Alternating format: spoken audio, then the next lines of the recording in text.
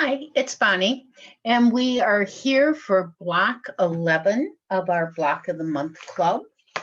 This month's block is the cluster of stars.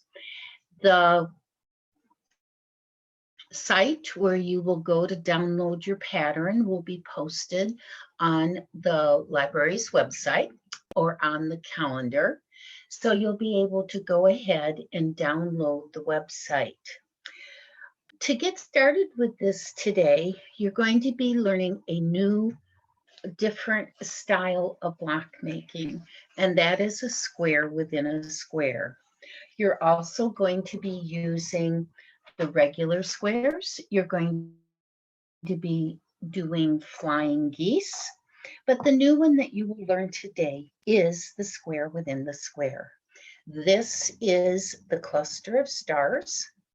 And the square within the square is this block right here that I will show you how to make. It is so very, very simple. It might look hard to begin with, but it's very simple to construct. If you need help with doing that block after we're done, you're going to get your pieces cut. And if you have downloaded your pattern, or if you have your pattern, you can click on this link right here. That will give you another explanation about how to do the square within the square. This link will give you the instructions how to do the flying goose block.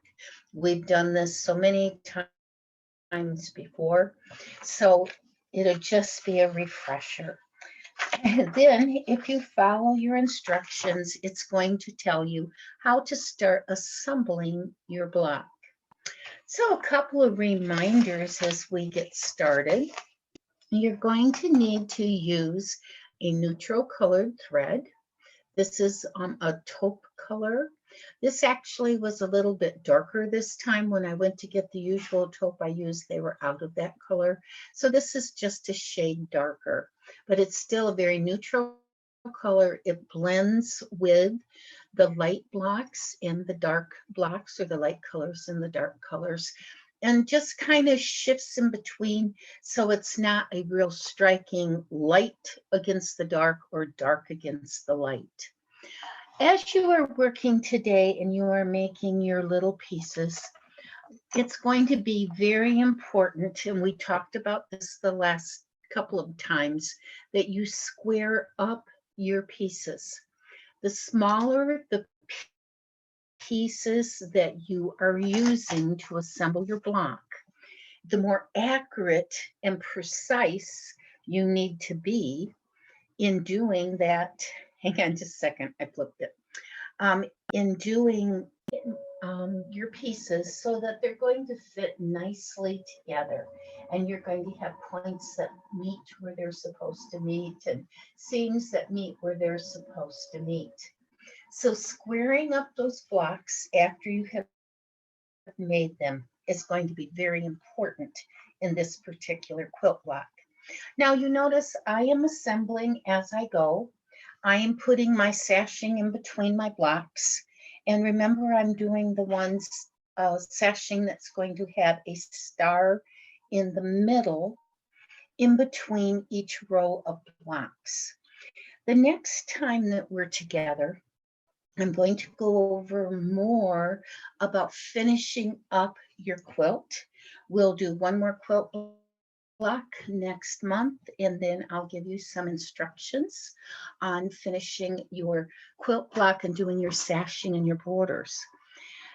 I'm hoping that by November, maybe some of you will have your quilts completed, or at least the top completed, maybe not necessarily the entire quilt, but at least the top completed, that you could bring it down to the library and we could hang them.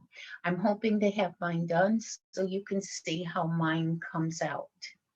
Okay, let's go ahead and get started.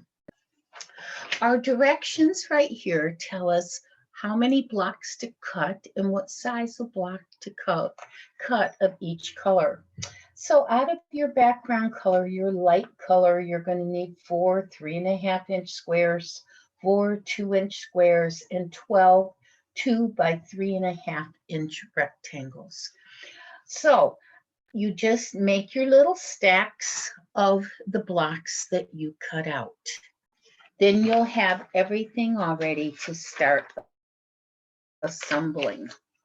So here is my block. There were so many pieces in this block this time. Now remember, I was doing 3 blocks of each one for my king size quilt. It turned out it wasn't going to be long enough, so now I'm doing 4 blocks of each design for my quilt, my king size quilt. And so there were so many little pieces that I actually assembled some of them so that you could see what I was doing. Every time I do a new block, I do another color combination. So this is using all the contrasting colors that I did in that first block, but this one has more darks than lights. So we're going to talk a little bit about how to do each different stack. We have already done several times the flying goose. So let me get I taped the thread down here. So here is my rectangle, and I'm going to move the camera down so that you can watch what I'm doing. So here,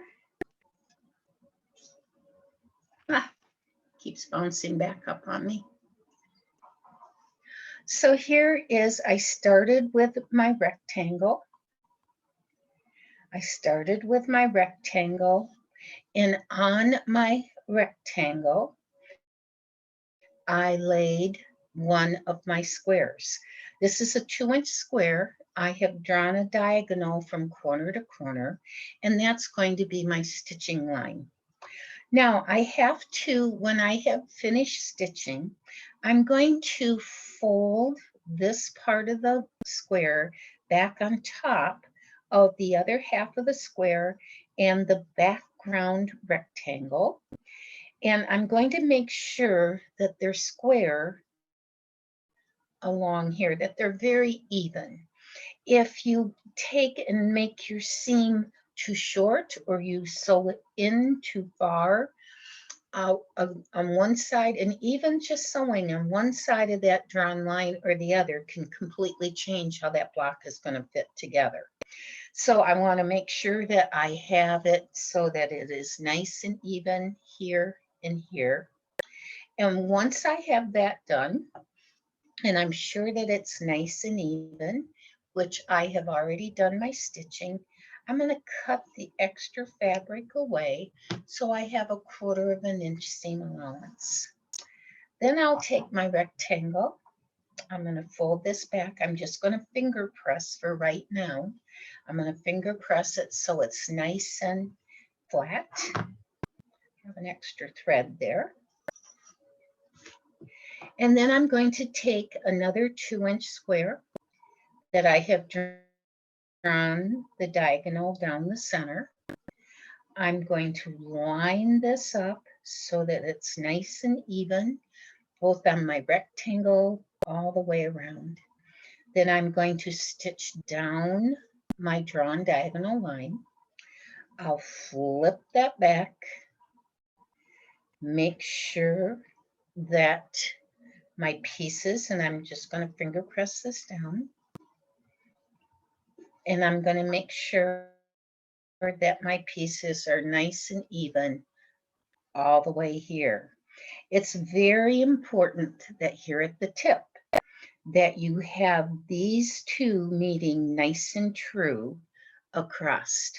That way, when you go to set this block, this piece into your block, you've got your 1/4 inch seam that's going to end up right there on that little point, and it will just fit so nicely together.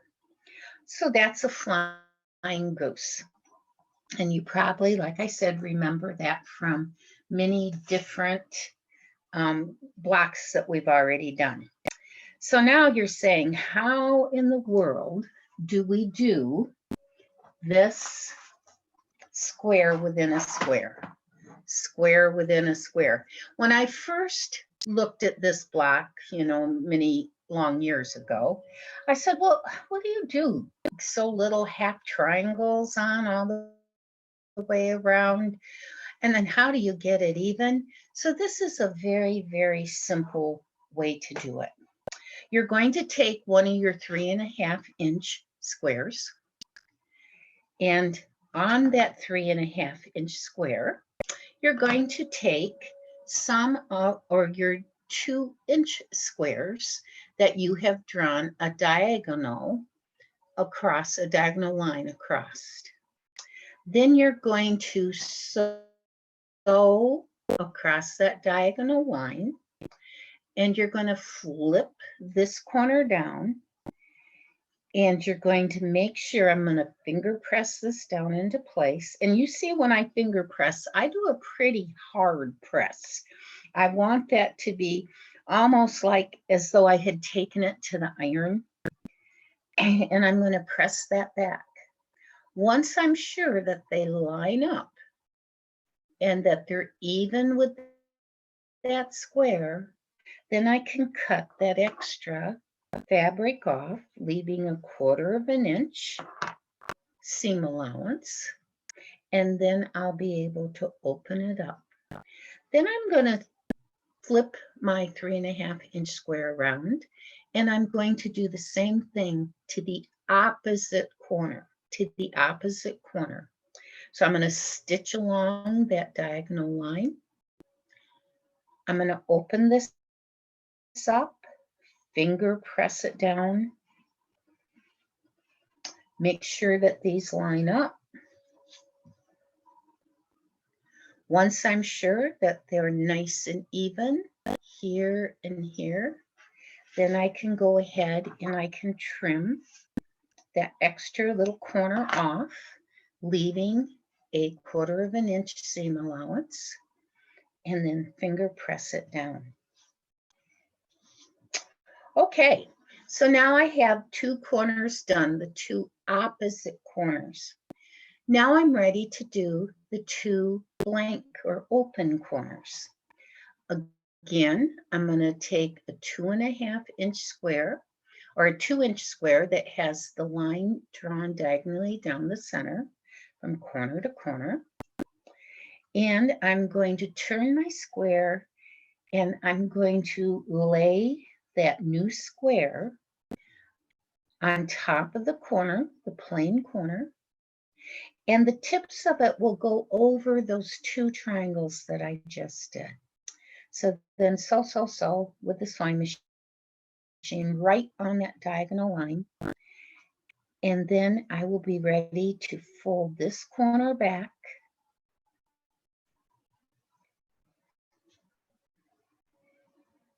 And make sure that my sides are lined up nice and even. I'm just going to pin this for right now. Make sure it's nice and even. Then I'm going to turn it around. I'm going to take another 2-inch block that has the diagonal line drawn on it. Diagonal lines right there. And once I have sewn it, then I'm going to flip that back. Make sure that they're nice and even. I don't know. Hang on a second. Let me see if I have another pin in here. Here's another pin. And make sure it's nice and even. Once I have done that, and I have my corners done, you see now I have made my square within a square. Once everything's sewn, I'm going to take my little 3.5-inch square ruler, and I will lay it on top of my square, my finished square, and I'm going to make sure that my finished 3.5-inch square within a square section lines up exactly. Now, because this isn't sewn and it's not pressed, there is a little extra fabric, so I won't know if I'm going to need to trim any until I have it all sewn and all pressed down flat. But that's how to do a square within a square. So just to go over it again, first I'm going to do my corners that are opposite. I'll line my 2-inch square up in the corner of my 3.5-inch square, sew it along the stitching line, fold it back. Then I'll do the same thing on the opposite side. So that's the first step. Then I'll take another 2-inch square with a diagonal drawn on it. I will sew along that diagonal line. A little bit of the block is going to run on top of the 2 that are already there. That's perfect. That's what you want to have happen. And then I will stitch it. I'll sew it. And I'll fold it back, and I'm going to make sure that they line up. And then I'll do the same thing on the other side. Lay that 2-inch block into the corner of the 3.5-inch square. Stitch along that diagonal line. Open it up, fold it back. Then I'll take it to the iron, and after I have trimmed away the excess fabric, so that I'll trim away the burgundy, and then the white will show, then I'll take it to the iron and press it. Once it's assembled and it's pressed nice and flat, then I'll take my 3.5-inch ruler. I'll lay it on top of that square. I'll make sure that it's exactly perfect. If there's a little tail sticking out, or maybe when I cut it, I had a little, oh yeah, I didn't cut as smoothly as I could have, and there's a little bit sticking out, I might need to go and trim that. You say, oh my goodness, well, that isn't very much to trim away. Why even bother? The reason is you want those points and those corners to line up exactly so that everything will fit together like it's supposed to. You don't want this side or this little tip to be cut off and this tip on this side with extra white fabric hanging over. You want to square them up so everything when you stitch it will be exactly true, exactly perfect. So when you go to assemble this, you are going to assemble it with a square of color, a flying goose block or section, and you notice that my points of the star are going out. I want to keep this star. I've told you before how I love my stars, so this is a perfect one for me, 4 stars in one block. And then a rectangle of solid color. Then again, another flying goose and another square at the end. That assembles the first row. And here's what it looks like when it's sewn. Let me lay it down.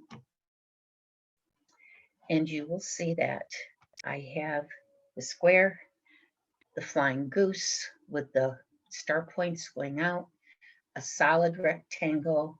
Here we have another flying goose with the points going out, and here's another square.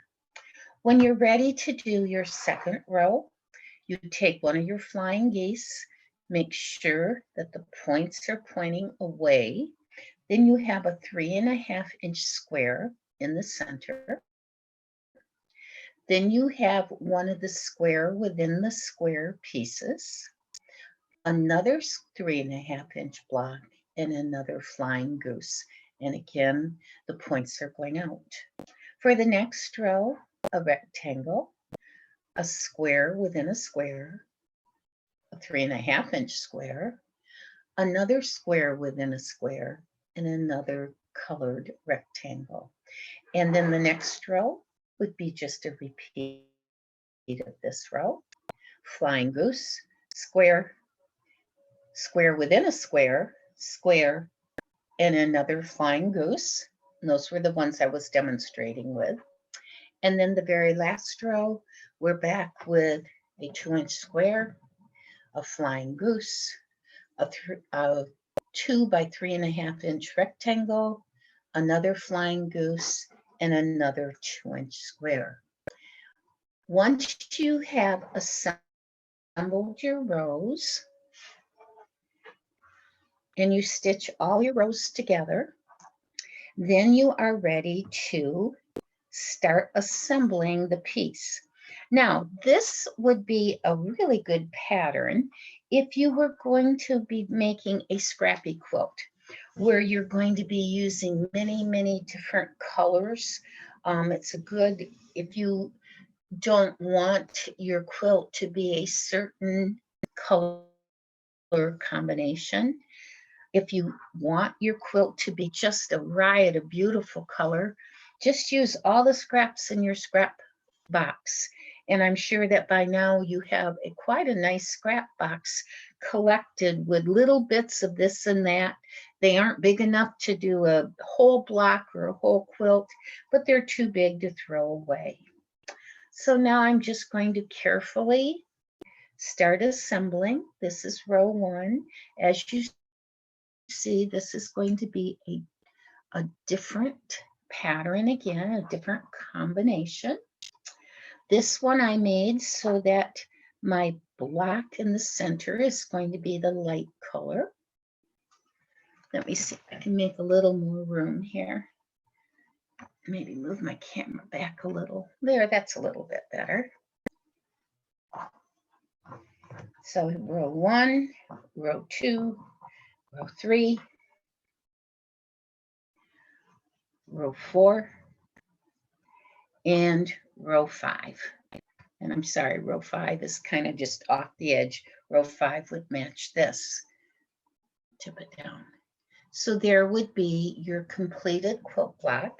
Again, a different color combination, much different than this one. You can see the difference in this one, this color combination. And then much different than this combination. Let me get it here for you.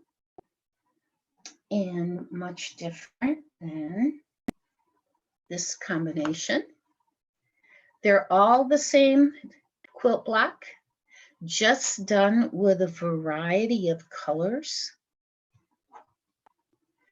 all coordinating colors. And we have, each time you change the color combination, it looks like an entirely new block.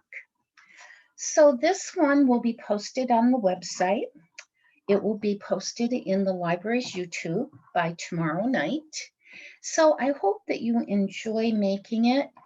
The thing that you will be learning new today is this square within a square. You can rewatch my video, my section on it, or you can go to the printed section. Here's the web address that will again show you how to do the square within a square. Here's the web address that will remind you how to do a flying goose.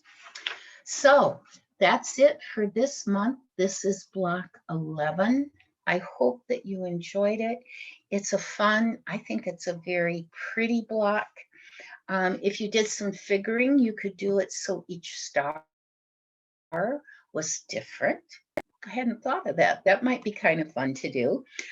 Just using lots of different colors, but mine all coordinate. But I could have each star be different. I could have one with a light center, one with a dark center.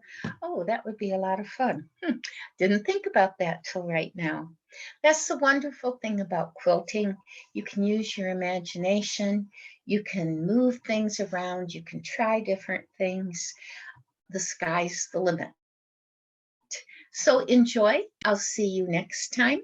And we will do block 12 and we will work on how to do sashing, borders, corners, and that sort of thing. So have a nice month. I'll see you in September.